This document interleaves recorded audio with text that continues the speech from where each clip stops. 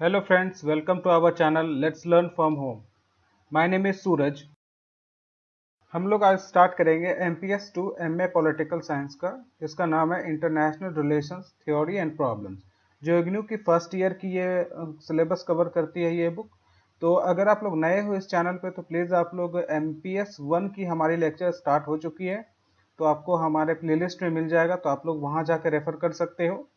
और कोई भी प्रॉब्लम हो तो प्लीज़ हमें कमेंट करें। अगर अच्छा नहीं लग रहा है या फिर और भी एलाबोरेशन चाहिए, अगर हमारे MPS 1 की बात कर रहा हूँ मैं, तो आप लोग प्लीज़ वहाँ कमेंट कर सकते हो। ठीक है, तो आज हम लोग MPS 2 स्टार्ट करेंगे। तो हम लोग यूनिट वाइज चलेंगे। तो आज हम लोग फर्स्ट यूनिट में देखेंगे कि क्या है हमारा सिलेबस, उसके बाद फर्स्ट यूनिट को कवर करेंगे, फिर सेकेंड यूनिट पे चलेंगे। ठीक है, तो आगे बढ़ते हैं हमारा फर्स्ट यूनिट की तरफ।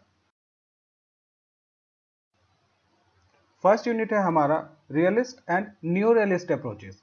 अब इसमें देखते हैं कि हम लोग को क्या क्या पढ़ना है पहले। ठीक है, उसके बाद फिर हम लोग अपना चैप्टर स्टार्ट करेंगे। तो एक प्रॉपर वे में हम लोग स्टार्ट करेंगे तो आसानी होगी समझने में भी और ख़त्म करने में भी आसानी होगी, क्योंकि बहुत लेंदी हो जाती है।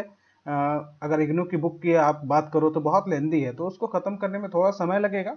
लेकिन आप लोग बने रहें तो मैं कोशिश करूँगा कि बहुत जल्दी उसको ख़त्म कर दूँ।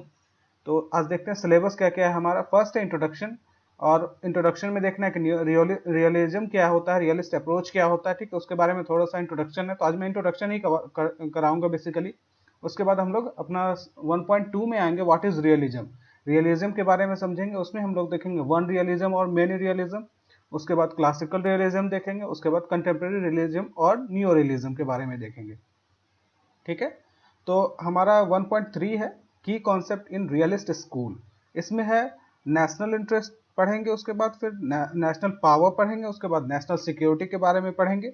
ठीक है, उसके बाद फिर है 1.4 some important theories in in the realist approach to IR.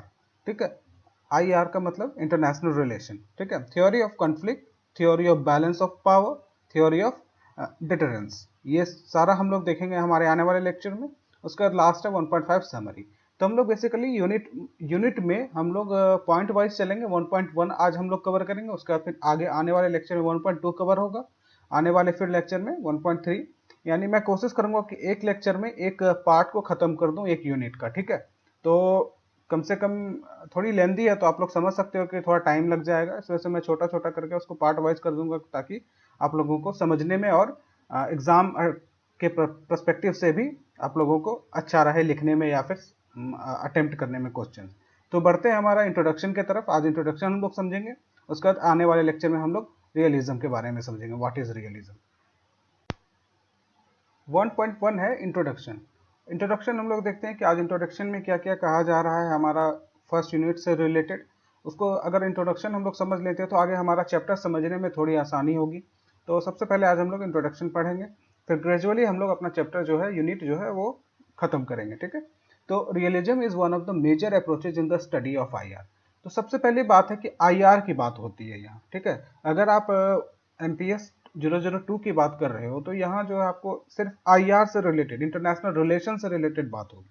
ठीक है, इंटरनेशनल रिलेशन के पर्सपेक्टिव में बात करेंगे, इंटरनेशनल रिलेशन के अप्रोचेज को समझेंगे। ठीक है, तो हमारा ये पूरा जो बुक है आपको MPS 002 वो इंटरनेशनल रिलेशन से ही हाँ, इंटरनेशनल रिलेशन के पर्सपेक्टिव में हमें पढ़ना है। ठीक है, तो आगे है realism is one of the major approaches in the study of IR.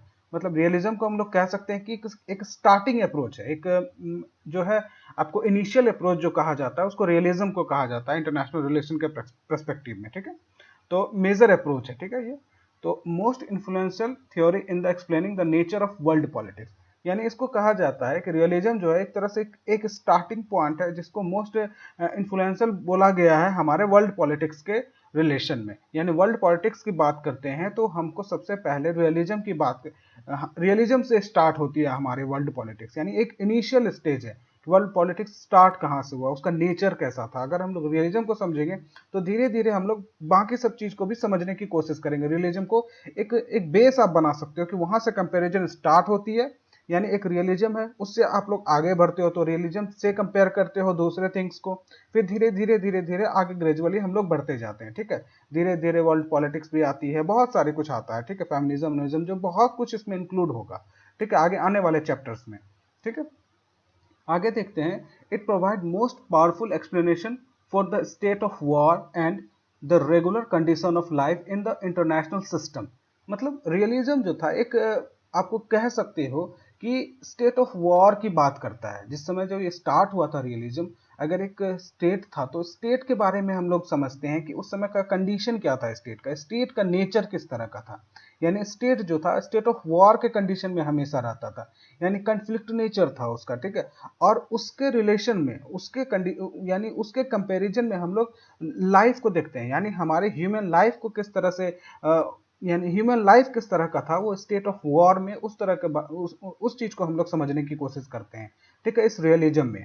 ठीक है, आगे है हमारा realism was a theory developed after the world war one from late from late 1930s। मतलब एक तरह से एक थ्योरी जो है एक ऑर्गेनाइज्ड फॉर्म में अगर रियलिज्म की बात की जाए तो वर्ल्ड वॉर वन के बाद हम लोग उसको रियलिज्म को समझने की कोशिश करने लगे। रियलिज्म था पहले से था, यानी उसका जो थॉट था वो पहले था, लेकिन एक ऑर्गेनाइज्ड फॉर्म में नहीं था। जैसे आप कह सकते हो कि ऑर्गेनाइज्ड मतलब रिटेन फॉर्म में, या फिर किसी के द्वारा, किसी थिंकर के द्वारा उसको बताया गया हो, ऐसा कुछ नहीं था। लेकिन 1930s के बाद, वर्ल्ड वॉर वन के बाद जो है हम लोग इसको देखते हैं कि रियलिज्म जो एक तरह से थियोरी के रूप में हमें पढ़ने के लिए, मतलब समझने के लिए मिला, ठीक है, एक रिटेन फॉर्म में आया, ठीक है, ये डेवलप होने लगा रियलिज्म की थ्योरी। ठीक है, रियलिज्म था क्या, वो उस समय से उसका डेवलपमेंट स्टार्ट हुआ 1930s के बाद। आगे हमारा this theory is dominated by realist idea. इसमें कह सकते हैं कि एक तरह से रियलिस्ट आइडिया था इसमें, यानी फ्लक्चुअल नेचर का आइडिया नहीं था। एक तरह से कांस्टेंट आइडियाज, जैसे स्टेट ऑफ वॉर की बात होती है, सोवरेनिटी की बात होती है, ठीक है, ये सब की जो बात थी उस समय मतलब रियलिस्ट आइडिया के पर्सपेक्टिव में हम लोग रियलिज्म को समझने की कोशिश करेंगे। ठीक है, आने वाले लेक्चर्स में हम लोग समझेंगे इसको। ठीक है, people are essentially peoples are essentially selfish and competitive. मतलब कह सकते हैं कि पीपल जो थे वो एसेंशियली सेल्फिश थे। उस समय के जो पीपल होते थे, जैसे हमारा स्टेट ऑफ वॉर के समय में क्या था, जैसे पीपल्स की बात करें, हमारा लाइफ ऑफ पीपल्स बात करें या स्टेट की बात करें, तो पीपल जो थे सेल्फिश होते थे, ठीक है। और स्टेट जो होता था वो कम्पिटिटिव होता था। कम्पिटिटिव इन द सेंस कह सकते हैं कि एक दूसरे स्टेट से कंपटीशन में वो किस तरह अपना परफॉर्मेंस दिखा रहा है, ठीक है। यानी स्टेट ऑफ वॉर में क्या होता था कि एनेक्सेशन की टाइप का होता था कि हम एक स्टेट है दूसरे स्टेट को एनेक्स करना चाहते हैं, यानी उस पर कब्जा करना चाहते हैं, ठीक है। तो एक तरह से कॉम्पिटिटिव था, यानी वो प्रोग्रेस कर रहा है तो उसको एनेक्स कर लिए, उसके एरियाज को एनेक्स कर लिए, ठीक है। इस तरह का जो था मतलब ये था, कॉम्पिटिटिव नेचर था। यानी प्रोग्रेसिव भी था, मतलब कह सकते हो कि प्रोग्रेसिव भी था, लेकिन एक तरह से कॉम्पिटिटिव बहुत ज्यादा था, ठीक है। आगे है पीपल जो तो होते थे सेल्फिश होते थे। सेल्फिश मतलब कि अपने अपने ही, यानी अपना इंटरेस्ट के लिए ही बात करते थे। यानी स्टेट जो था वो भी सेल्फिश होता था, अपने इंटरेस्ट के लिए बात करते थे। यानी हर किसी के इंटरेस्ट के लिए, यानी अदर स्टेट है उसके इंटरेस्ट के लिए। अभी का जैसे आप देख सकते हो कि अभी का क्या है कि ग्लोबल वर्ल्ड में आप कह सकते हो कि सिर्फ अपना इंटरेस्ट ही नहीं इंक्लूड हो रहा है। यानी वर्ल्ड बैंक है, आप कह सकते हो कि WHO है, तो ये सब क्या है कि सिर्फ अपने इंटरेस्ट के लिए काम नहीं हो रहा है, ठीक है। वहां हर किसी का इंटरेस्ट देखा जा रहा है, ठीक है। इस तरह से उस समय का नेचर जो था स्टेट का इस तरह का नहीं था, वो सेल्फिश नेचर था स्टेट का, ठीक है। Egoism is the defining character of human nature. मतलब कह सकते हो कि इगोइज्म जो था वो डिफाइनिंग कैरेक्टर था ह्यूमन नेचर का। ह्यूमन नेचर में ईगो भरे हुए थे, यानी अनेक्स करने का या फिर अपने पावर को परफॉर्म करने का, वो किस तरह सोचते थे उस तरह का परफॉर्मेंस, ये सब जो था वो इगोइज्म का जो है डेफिनेशन टाइप का है। ये जो ह्यूमन नेचर का जो था इस तरह इगोइज्म था, वो इगोइज्म से भरा हुआ था ह्यूमन नेचर, ठीक है। ह्यूमन कैरेक्टर जो था वो इगोइस्ट कैरेक्टर था। The state the state system operate in a context of international anarchy, ठीक है। कह सकते हो कि आपका जो स्टेट सिस्टम जो था वो एनआरकी बेस्ड था, यानी एनार्किज्म था वहां। मतलब स्टेट का ही सिर्फ रोल रहे, ठीक है। आगे पॉइंट है हमारा, there is no authority higher than the sovereign state. मतलब कह सकते हो कि एनार्किज्म था तभी तो हायर अथॉरिटी जो था वो स्टेट था, ठीक है। एक सॉवरेन स्टेट हम कह सकते हो कि उसी का सिर्फ अथॉरिटी था, यानी और कोई अदर ऑर्गेनाइजेशन नहीं परफॉर्म कर रहा था वहां, सिर्फ एक स्टेट का ही परफॉर्मेंस था, हायर अथॉरिटी वही था। हर चीज को एक स्टेट कंट्रोल करता था। जैसे अभी के समय में आप एग्जांपल ले सकते हो कि हमारा इंडिया, ठीक है, तो हम लोग कह सकते हैं कि हमारे इंडिया में एक पार्लियामेंट वर्क करता है, ठीक है, एग्जीक्यूटिव वर्क कर रहा है, जुडिशरी वर्क कर रहा है, लेजिस्लेचर वर्क कर रहा है। तो तीनों एक तरह से मतलब एक दूसरे पे डिपेंडेंट है, मतलब एक दूसरे पे सारे जो है एक दूसरे पे डिपेंडेंट है। लेकिन उस समय ऐसा नहीं था, स्टेट ही एक ही ऑर्गेनाइजेशन, एक ही अथॉरिटी था जो एग्जीक्यूटिव को भी परफॉर्म कराता था, ठीक है, जुडिशरी को भी परफॉर्म करता था, या फिर कह सकते हो कि हर चीज जो था वो स्टेट ही परफॉर्म कर रहा था, ठीक है, हर चीज जो है स्टेट पे ही डिपेंडेंट होता था, हायर अथॉरिटी जो था स्टेट ही था, यानी एक एनार्किज्म जो था वो प्रिविलेंट था उस समय के समय में, ठीक है।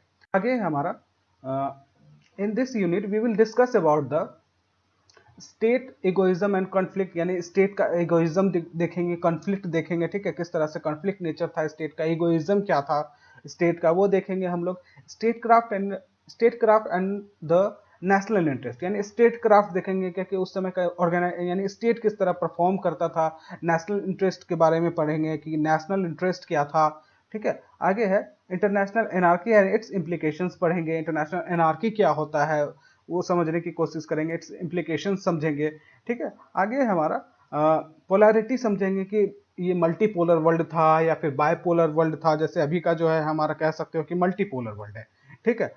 लेकिन उस समय का कैसा था, मल्टीपोलर वर्ल्ड था या बायपोलर वर्ल्ड था, स्टेबिलिटी था या नहीं था, बैलेंस ऑफ पावर की बात करेंगे, ठीक है। ये सब जो है हमारे आने वाले यूनिट्स में, मतलब आने वाले पॉइंट्स में देखेंगे, हमारे आने वाले लेक्चर्स में, ठीक है। आगे हमारा रियलिज्म, रियलिज्म को आप एक डायग्राम की तरह समझ सकते हो। आप एक बात याद रखना हमेशा, जब आप किसी आंसर को अटेम्प्ट करते हो तो आप कोशिश करना कि उसमें आप डायग्राम इंक्लूड कर सको, ठीक है, ताकि जो है चेक, मतलब जो कॉपी चेक करते हैं उस पर एक अच्छा सा इंप्रेशन बन सके कि हाँ स्टूडेंट को कुछ आता है, मतलब अच्छे से उन्होंने रिप्रेजेंट किया, एक तरह से रिप्रेजेंटेशन यानी आर्ट ऑफ रिप्रेजेंटेशन हुआ ये, कि आप किस तरह उसको रिप्रेजेंट कर रहे हो। डायग्राम इंक्लूड करोगे तो एक अलग सा इंप्रेशन बनता है। किसी भी टीचर के पास अगर आप डायग्राम इंक्लूड करके देते हो अपने आंसर में तो एक अलग सा इंप्रेशन बनता है, अच्छे मार्क्स आएंगे उससे। तो आप इसको हमेशा याद रखना कि एक डायग्राम इंक्लूड कर देना है, किसी भी तरह का एक डायग्राम जो आपको सूटेबल लगे। आप खुद से भी बना सकते हो, ये नहीं कि कहीं से कॉपी पेस्ट किया, ऐसा भी नहीं है, खुद से भी बना सकते हो, ठीक है। तो अब देखो आप रियलिज्म इसमें हम लोग डायग्राम के थ्रू समझते हैं कि रियलिज्म क्या है, ठीक है। रियलिज्म जो है एक स्टेट की बात करता है, सॉवरेन स्टेट की बात करता है सबसे पहली बात, ठीक है, सिर्फ स्टेट और सॉवरेन की ही बात करता है। अब स्टेट और सॉवरेन से रिलेशन में हम लोग क्या देखते हैं कि स्टेट जो है सेल्फिश होता था, इगोइज्म होता था उसमें, एनार्की होता था, कन्फ्लिक्ट होता था उसमें, नेशनल इंटरेस्ट होता था, पावर की बात होती थी इसमें, ठीक है, बैलेंस ऑफ पावर की बात होती थी। हर चीज जो है इसमें आपको डायग्राम में एक तरह से आप देख सकते हो कि हर चीज आपको इंक्लूड मिल रहा है इसमें। सेल्फिश था स्टेट, सॉवरेन स्टेट था, इगोइज्म था, एनार्की हो गया, कन्फ्लिक्ट हो गया, नेशनल इंटरेस्ट, पावर, ये सब जो है एक इंक्लूजन है हमारा रियलिज्म में। तो आगे ये सब सारा चीज हम लोग पढ़ेंगे, ठीक है। अब धैर्य बना के रखिए, हमारे लेक्चर्स को फॉलो कीजिए। तो आज ये हमारा इंट्रोडक्शन था 1.1, आगे हमारा 1.2 कवर होगा, ठीक है। इसी तरह हम लोग पॉइंट वाइज कवर करेंगे, फिर आगे 1.3 कवर होगा, ठीक है। तो प्लीज़ हमारे लेक्चर को ये लाइक करें, शेयर करें। Thank you so much for watching, और लाइक करें, शेयर करें, सब्सक्राइब करें, और प्लीज़ आप अगर हमारे चैनल पे नए हो तो प्लीज़ हमें, हमारे MPS 1 का लेक्चर स्टार्ट हो चुका है, वहाँ आप लोग फॉलो कर सकते हो हमारे लेक्चर्स को। तो मिलते हैं हमारे अगले लेक्चर में, तब तक के लिए अच्छे से रहें, सेफ रहें। Thank you so much.